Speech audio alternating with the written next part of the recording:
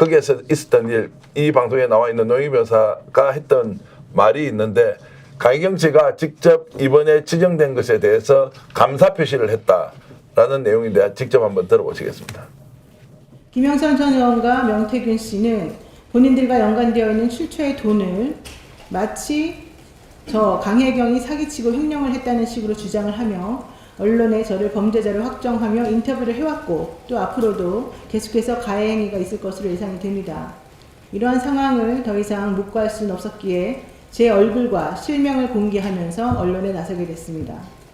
그렇게 나서는 과정 중에 얼마나 두려움이 많고 얼마나 힘이 들었겠습니까? 이런 시기에 저에게 따뜻하게 손을 내밀어준 더불어민주당의 공익제보자 권익보호위원회 위원 여러분들께 감사를 드립니다. 자, 노영희 변호사 이제 나와 계시니까 여쭤보겠습니다. 이제 공익제보자가 되면 이제 민주당 차원에서 좀 보호를 확실히 해줍니까?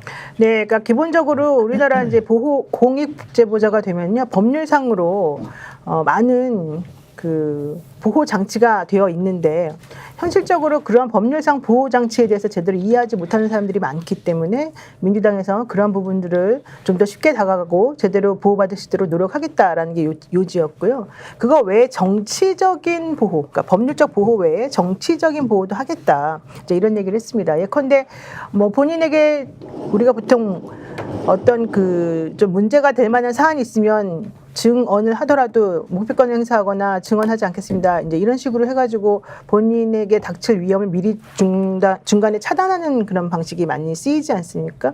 근데 이제 그렇게 하면 실체적 진실을 사실은 밝히거나 이게 가려지기가 어렵기 때문에 민주당에서는 그러한 상황에서 실체적 진실을 발견하도록 도와주는 그런 보호 공익 제보자에 대해서는 이런 그 법률적인 거나 뭐 형량적인 거나 이런 위법적인 부분에 있어서 조금 혜택을 줄 수 있는 방향으로도 도와주고 또 정치적으로도 그분이 외압을 받지 않도록 노력해주고 또 신변 보호도 해주고 이제 이런 식의 여러 가지 안전장치를 해두었다 이런 얘기를 했습니다. 자, 진실을 이제 이렇게 폭로하는 분들을 폭넓게 보호하는 것은 원래 국민권익위원회가 지금까지 그렇죠. 해왔어야 되는데 그렇죠. 공익신고자를 공익적으로 보호를 하지 않으니까 이제 정당에서 저렇게 할 수밖에 없는 상황.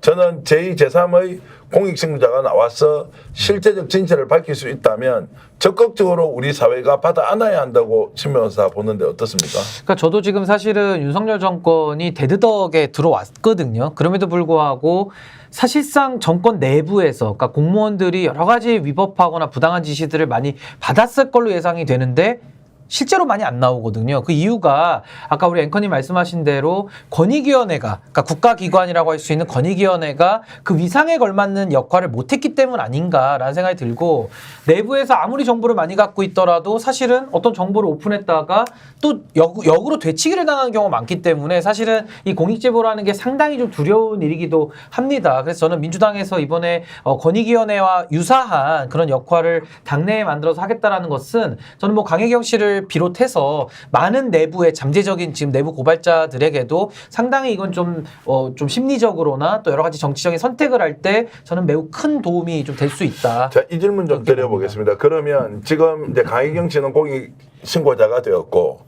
두 번째는 지금 김땡땡 소장, 미래한국연구소 소장도 굉장히 억울해하면서 본인이 이제 뭔가를 항변을 하고 있습니다. 자, 이분 또 좀 더 나가서 명태균도 내가 차라리 공익신고자가 되어서 실제 진실을 밝히겠다라고 하면 어느 범위까지 그러면 공익신고자로 받아들일 거냐라고 좀 법률가에게 질문하면 어떻습니까? 근데 이제 굉장히 좀 어려운 문제인데요. 그러니까 공익신고라는 게 사실은 최초의 어떤 수사의 단서라든지 내부의 제보, 그러니까 쉽게 말하면은 그냥 뭐 어떤 범죄에 대해서 좀 자수하는 이제 이런 느낌으로 설명을 좀 드릴 수 있을 텐데 글쎄요, 명태균 씨 같은 경우는 지금까지 이제 한 40일 정도 본인이 너무나도 많은 이야기를 지금 해놓은 상황에서 이걸 뭐 공익신고자로 보는 거에 대해서는 저는 이견이 좀 상당히 많이 존재할 수는 있을 것 같다라는 생각이 드는데 저는 아까 말씀드린 대로 강혜경 씨 같은 경우에는 저는 뭐 명태균 씨와 여러 가지 일을 같이 해온 걸로 우리가 보여지는데 저는 강혜경 씨는 공익신고자로 대우를 해도 저는 국민들의 정서상에는 큰 그런 반감이나 이런 건 없을 것 같은데 저는 명태균 씨 같은 경우는 글쎄요, 그분이 만약 공익신고를 한다고 하면은 지금 제가 가부간의 그 판단하기는 어렵고 그때 당시에 명태균 씨가 어떠한 태도와 또 어떠한 자세를 가지고 나오는지를 좀 더 복합적으로 봐야 되지 않을까라는 생각이 듭니다. 여러분들께 이제 좀 잠깐 공익신고자 문제는 정확하게 우리가 개념 정리를 하고 가야 됩니다. 이 지금 민주당의 공익제보자 권익위원회를 출범시키고 이분을 공익신고자로 지정을 한 것은 법률적 보호는 안 됩니다. 이건. 왜냐하면 민주당은 정당기구이지 법률에 의한 행정기구가 아니기 때문에 이거는 정치적 보호이고 법률적 지원을 하겠다라는 뜻으로 이렇게 받아들이셔야 됩니다. 그거하고 좀 다릅니다. 제가 이제 민주당 쪽에 확인을 해보니까 공익신고를 하는 데는 국가권익위원회뿐만이 아니라 그 대검찰청도 있고 대법원도 있고 국회도 해당이 공수처도 되고요. 있고 국회도 해당이 되는데 네. 정당은 해당이 되지 않습니다. 정확하게. 그 정당이 해당된다고 법제처 이번에 유권 해석을 받았다고 제가 이제 국회의원으로부터 들었는데 아니 그 부분은 예. 우리가 뭐 이 자리에서 크게 논쟁할 아니 필요는 왈가할 없는데 필요 없는데 제가 이 이야기를 꺼내는 이유를 말씀드릴게요. 이유를 이건 좀 뭐냐면은 말씀하시죠. 예. 이거 국회의장실에서 나서줘야 돼요. 예. 국회의장실에서 나서줘야지만이 이 공익신고 제보자를 이렇게 자처하신 분이 객관적 상황에서 보호를 받을 수 있는 겁니다. 네. 민주당이 보호하는 것은 당연히 보호해야 됩니다. 이건 원래 야당의 근본적인 임무입니다. 야당이 억압받는 국민들을 안아주고 보호해줘야 되는 것은 당연한 임무인데 객관성의 문제라든가 공공성의 문제를 좀 더 강조하려면 이거는 국회의장이 국회의장 본연의 임무로서 이런 거 해줘야 된다는 말씀을 제가 추가로 드리고 싶어서 이 말씀을 꺼낸 겁니다. 아니, 아무튼 뭐 제가 정근식 후보님 지지 유세 오늘 마지막 내려서 연사에서 하고는 좀 늦어서 죄송합니다. 그 이야기는 안 하셔도 됩니다. 예. 죄송해서 그래도 늦었으면 해명을 해야 되니까. 예. 근데 그 공익제보자 이슈가 나왔는데 원래 법률상의 공익제보자의 개념과 우리가 정치사회 문화적으로 생각하는 공익제보자나 내부제보자 개념이 좀 다를 수 있습니다. 후자가 훨씬 넓은 거거든요. 그래서 강혜경 씨는 당연히 저는 공익제보자, 내부제보자라고 생각하고요. 명태균 씨도 잘 보면 그동안에는 정치 브로커나 불법 어떤 협잡을 한 사람으로 많이 파악이 되었지만 그 과정에서 최고 권력자인 윤석열, 김건희의 불법과 비리를 폭로하는 또 그들의 협잡과 이상한 행동을 폭로하는 순간 법률적 공익제보자 여부는 차치하더라도 사회적으로 문화적으로 또 정치적으로는 내부 제보자나 공익제보자의 성격이 생기는 거죠. 그래서 그걸 어떻게 알 수 있냐면 사람들 그걸 다 나와요. 그 전에 명태균 씨가 페이스북 올린 글에는요. 좋아요나 댓글이 거의 달리지 않고 그냥 보기만 했습니다. 이 사람이 재밌는 사람이네. 이상한 사람이네. 못된 사람인 줄 알았는데 못된 사람으로서 그냥 기세등등 하지 이런 반응이었죠. 근데 윤석열, 김건희, 김재원 등의 이 정권 실세들의 어떤 모순이나 황당한 행태를 폭로하는 글이 지금 어제 오늘 계속 올라오잖아요. 거기서부터 좋아요나 댓글이 많이 달리기 시작합니다. 그것은 시민들도 그 폭로라든지 그 내용은 사회적이라든지 공적 의미가 있다고 판단을 하는 거죠. 그건 좋아요를 다는 거예요. 실명으로 달아요. 지금 보니까 아주 유명한 분들이나 지식인들이 많이 좋아요를 눌러서 그런 행동에 대해서 응원을 보내고 있는 것인데 저는 당연히 민주당이든 국회든 나서서 시민단체 나서서 설령 옛날에도 보면요. 공익제보자들 보면요. 처음에 불법이나 비리 적극 가담했다가 나중에 이거 아니다. 그게 양심상 이유든 아니면 일신상의 불이익을 받는 이유든 이유 불문하고 중간에 변심해서 폭로하는 경우가 아주 많습니다. 그리고 그것 때문에 세상이 많이 변화 발전했거든요. 그건 적극 저희가 도와줘야 된다고 생각합니다. 그럼 제가 애매하니까 국회의장이 나서주는 게 좋다는 이야기를 드리는 거예요. 뭐 좋은 제안입니다. 일단 저는 이번에 그 민주당에서 공익제보자 권익보호위원회를 출범한 거는 두 가지 해석이 가능하고 두 가지 의미가 있다고 보는데요. 우선 첫 번째는 지금 현안과 관련해서 강혜경 씨라든가 미래한국 연구소의 그 대표로 되어 있는 김모모 씨 이런 분들이 실질적 진술을 할 수 있도록 도와주는 용기를 내는 창구를 만들어주는 그런 역할을 합니다. 그리고 실제 김영선 전 국회의원의 보좌관으로 일했던 또 다른 제3, 제4의 인물들이 사실은 지금 이 명태균 씨와 김건희 여사 그리고 윤석열 대통령 그리고 김영선이라고 하는 사람들이 국정농단한 행위에 대해서 잘 알고 있어요. 그래서 사실은 그분들도 용기를 내라고 말을 해주는 그런 의미가 하나 있다고 봅니다. 근데 더 중요한 건 사실 그것보다 더 중요한 건 이겁니다. 지금 현재 대한민국의 윤석열 정권이 행한 여러 가지 것들이 얼마나 문제가 많은지에 대해서 많이들 공감을 하고 있는데 그런 것들이 정확하게 객관적인 증거로서 확인이 되어야지만 더 의미가 있는 거지 않습니까? 그렇게 하려면 공무원이라든가 어떤 그 뭐 당에 몸담고 있는 사람이라든가 실질적으로 비밀을 누설하면 안 된다고 훈련받아온 그리고 또 얘기되어 온 그런 분들이 용기를 내서 뭔가 본인이 알고 있는 진실을 밝혀낼 수 있는 통로를 만들어주는 게 중요하거든요.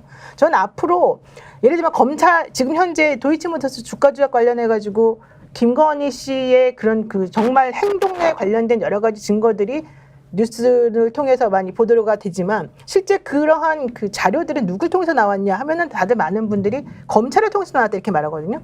검사들이 왜 그렇게 직접적으로 주지 않고 바깥으로 돌려서 주느냐. 본인들이 공무원 신분이기 때문이고 본인들이 비밀을 누설하면 안 되기 때문인데요. 그렇게 하고 싶은데 지금 현재 하다 보면은 법의 테두리 안에서 문제가 발생할 여지가 많은 분들이 있어서 오히려 이런 보호위원회를 만들어 줌으로 인해서 그분들이 숨 쉴 수 있고 그분들이 손 내밀 수 있는 공간을 만들어주는 의미가 있고 앞으로 공무원이든 누구든 실제 이 상황과 관련한 진실을 알고 대한민국을 사랑하는 사람이라면 누구든지 우리가 도와줄 테니 같이 한번 용기를 내봅시다. 이런 소리를 지금 하고 있는 게 저는 이 위원회라고 생각해요. 그래서 이 공익 제보자 보호위원회라고 하는 것이 실질적으로 어떤 힘을 가지느냐 안 가지느냐는 두 번째 문제이고 이걸 상징적으로 먼저 만들어서 대한민국 국민들에게 알리고 실체적 진실을 위해서는 본인이 어떤 형사적 처벌을 받을 위험성을 감수하는 것에 대해서 약간 정상참작을 해주면서 그들을 보호하자. 저는 이런 식의 메시지를 던져주는 게 참 의미가 있다고 생각합니다. 그러니까 제가 이제 말씀 좀 이렇게 해명을 드리면은 민주당이 잘못하고 있다는 게 아니고 민주당은 당연히 해야 될 일을 하고 있는 거예요. 잘하고 있는 거예요.